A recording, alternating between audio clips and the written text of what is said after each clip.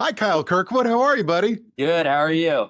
I'm wonderful. Good. Detroit last year, where you just won this. I have to, before we talk about the Detroit Grand Prix, DetroitGP.com, I have to tell you, I flew down to Arlington because I wanted to be there for the first race.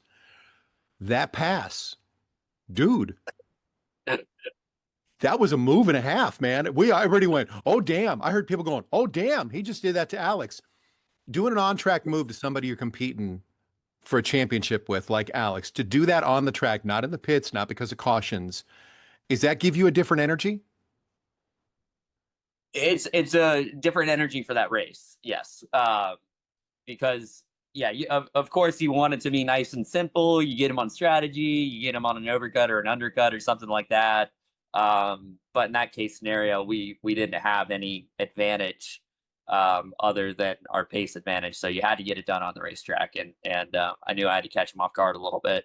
And fortunately, it worked out well. Right, like I threw a bit of a Hail Mary, and it worked out. So it was a good pass. I think a lot of people talk about it right now, but quite honestly, it wasn't premeditated whatsoever. I was kind of like came out of that last corner. I was like, you know what, this is kind of my opportunity right now. I need to take it, and I did. But you've evolved. This is your fifth season, right? Fifth? It is, yes. Okay. I think fifth, I was yes. thinking about this just in time. I'm one of the track announcers of the Grand Prix here in Detroit, and fun to watch you evolve as a driver. That controlled aggression.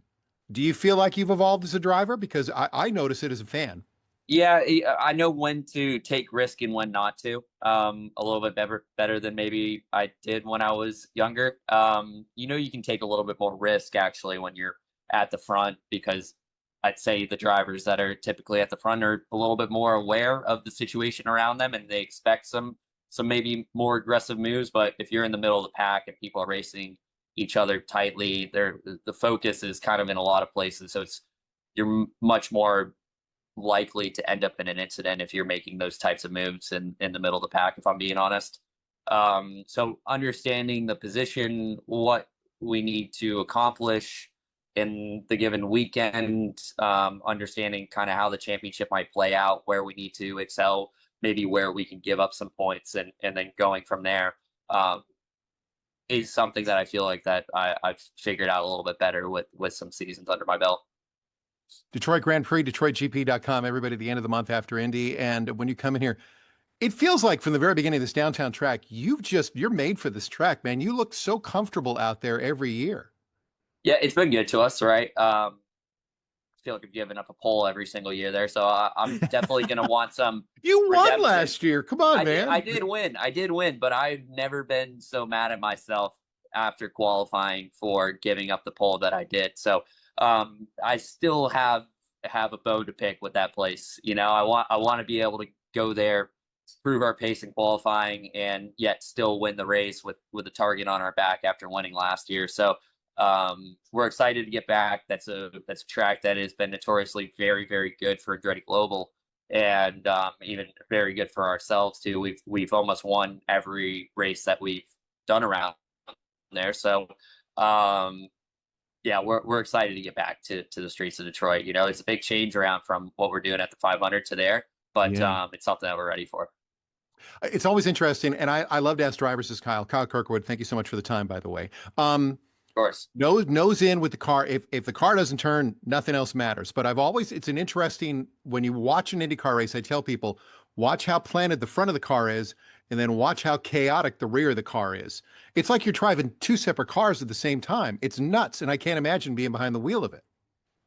The term that we use as drivers is disconnected, right? Like, and you kind of have to get away with that. Disconnected means like you're getting various balances throughout a corner, and it depends which end of the car is got that weight transfer on it, right? And yeah, it's a tough place to get around, right? You have to hustle the car. You everything isn't as straightforward as maybe an oval or a road course or other street courses for that matter. Detroit, there's super slow corners. It's very bumpy. You have to hustle the car around. You have to make grip when you can and make lap time up by manipulating the track in some ways, and manipulating your car balance. So it's a fun place for driving. I think some of the drivers might not like the bumps as much as maybe others do, but I actually love it because it creates some character, right? It creates some good racing because of those bumps, and you have to kind of adapt to that circuit very well. So when you were first, let's go back to like your first season here in the IndyCar series, when you complained with the big boys, did you find yourself following them around? I mean, not like, you want to intentionally be behind them, but you're looking at how they're out attacking road courses and how they're driving. And I was thinking about it because now people are looking at you and how you drive and how you attack these road courses. Yeah, I mean, the first year was I was drinking from a fire hose. That is for certain, right? It's pretty crazy when you come up through the ranks. I mean, we have like the road to Indy, which is USF, Indy Pro. At the time, it was called Indy Lights. Now it's called Indy Next, which I believe races with us at Detroit. Yes, we do. Um, Yep. and those cars, like you typically have like two or three or four really good drivers in it, and you're always looking to those guys. But here in IndyCar, it's like every driver from the front of the field to the back of the field is or are those guys that Yeah. have come out of Indy Lights or Indy Next, have won the championship, and they are rightfully in the IndyCar position, right? So from the front to the back, there's depth, and there's always something that you can look at from every single one of those drivers. And I still learn to this day, even when we are fastest around a place like Detroit and we're doing super well, I still look at everybody, right? There's still so much to learn from every single driver in this series, and I feel it helps me, right? Like, and yes, that first year it was not easy. There was a lot to learn in a very short period of time. You only get 10, 12, 15 laps before you roll into qualifying, and you have to have it figured out to do well.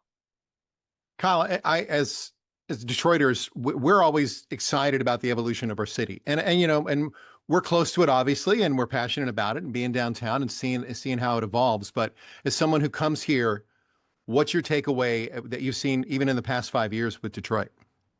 I mean, Detroit's it's a very historic race, right? I think it's Motor City. It's I think everybody loves motor racing in Detroit, which is cool to see. There's a lot of passion from a lot of people up there. And quite honestly, the weather's always great. The racing's always been great, whether it's been at Belle Isle, it's been in downtown.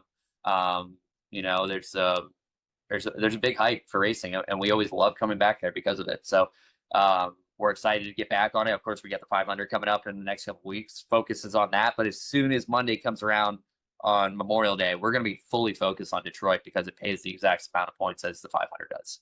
DetroitGP.com, everybody, for tickets. I do want to talk about the Indy 500 now that your head is in this. And would you rather have just run now or the 3 weeks waiting to get to this? I mean, you've got what, 2.5 weeks, so we're going to run. Is it too long of a build? Not that it's too long to No, build it for us as fans, but for you as a driver, is like, can I just go out there and run this now, or do you need this no, time? we need this time, right? Really? Why? These cars are so sensitive to aero configurations. I mean, it's an airplane on wheels, right? We're doing 220 to 240 in qualifying trim, and then all of a sudden put some dirty air and 33 cars on track at once. And next thing you know, you got different conditions, and you have to learn them all before you get into the race. So it's important to have this time on track. You get through it all, you feel like it's forever, right? Like we test all this week. We run qualifying Saturday, Sunday. We test on Monday and Friday for carb day before we roll into the race, and it never feels like enough. It feels like we still need more time to figure stuff out. And I think everybody's in that same position. So, and it's what makes the 500 so great in the month of May. We always talk about the month of May. What is that? That is the whole event. It's the Indy GP. It's all the testing. A lot of people show up for testing. They show up for qualifying weekend. They show up for Monday practice, Friday carb day, and roll into the race. So it's all part of the event. We need it all. If anything, we need more. So it's a big focal point. It's way different than any other race that we go to during the season.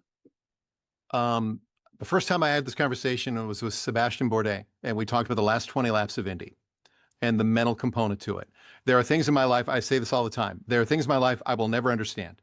And the last 20 laps at Indy, when you're going and it's that intense, and I see people making moves that you should not make at that speed, but they do it anyway. What's it like on the track as you ramp up towards the end of that race?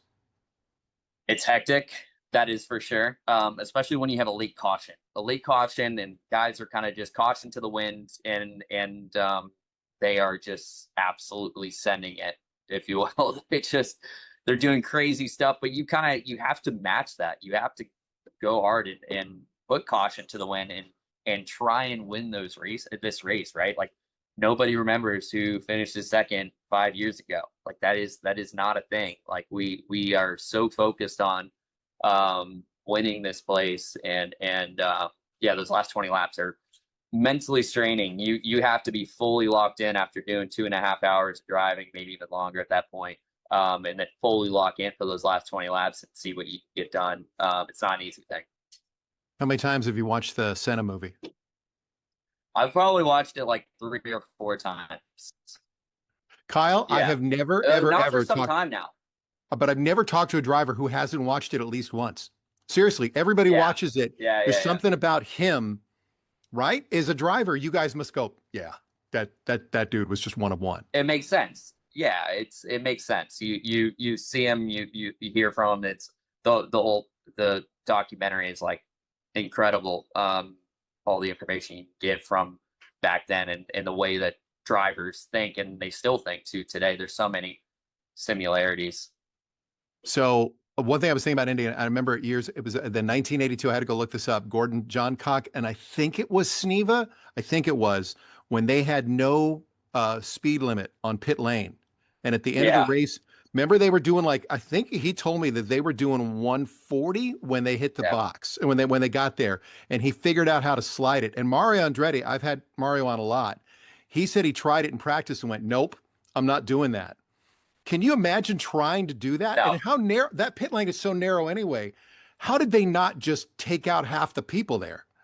That's a great question.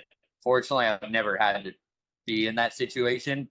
Of course, we come into pit lane, right? We come from about 200, maybe 215, and we have to hit the brakes as hard as we can and get slowed down to 60. So I guess it's the same thing, but it's just further down pit lane, right? And instead of going to 60, you're going to 0.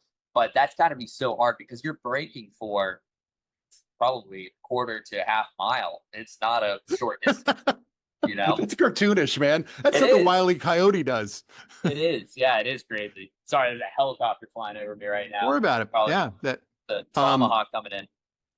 The last thing I want to ask you, and I'm thinking about this, you in the points chase this year, you'll be here in Detroit, obviously coming in right after Indy, DetroitGP.com. I encourage everybody to get your tickets to be down there. And how do you keep yourself the same Kyle Kirkwood, the same driver on the track when you're in a position you haven't been in before competing for a championship? Are you aware of that, or you push that out of your mind? A little bit of both, or a little of each. I try to keep it out of my mind, right? Because we are so early in the season still. There's still a lot more races to go. There's still a lot more championships to be had. So you don't want to get too in-depth in fighting for the championship at this moment. You just need to go out there and try and win every single race.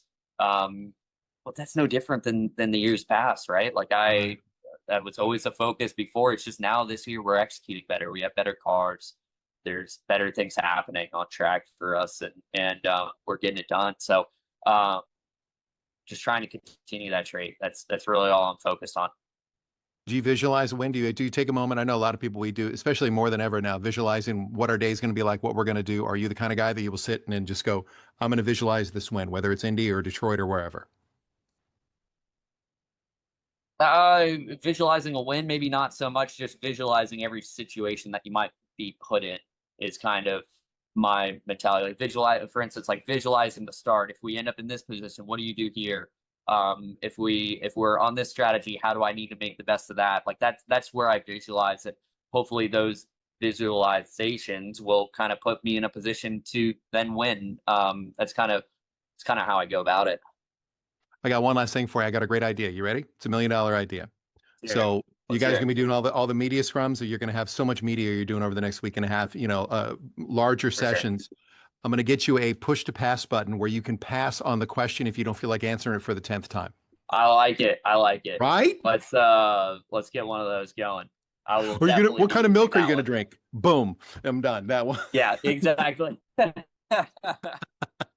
Hey, Kyle, nothing but the boy. best. Congratulations on everything you're doing. Can't wait to see you here in Detroit, DetroitGP.com. And yeah, I'll bring you some Buddy's Pizza when we'll get you some Detroit style pizza for the crew. All right, sounds good. All right, Yeah. appreciate you, Jim. Kyle Kirkwood, thank Hey, you, have a bud. good one. Thanks, bye.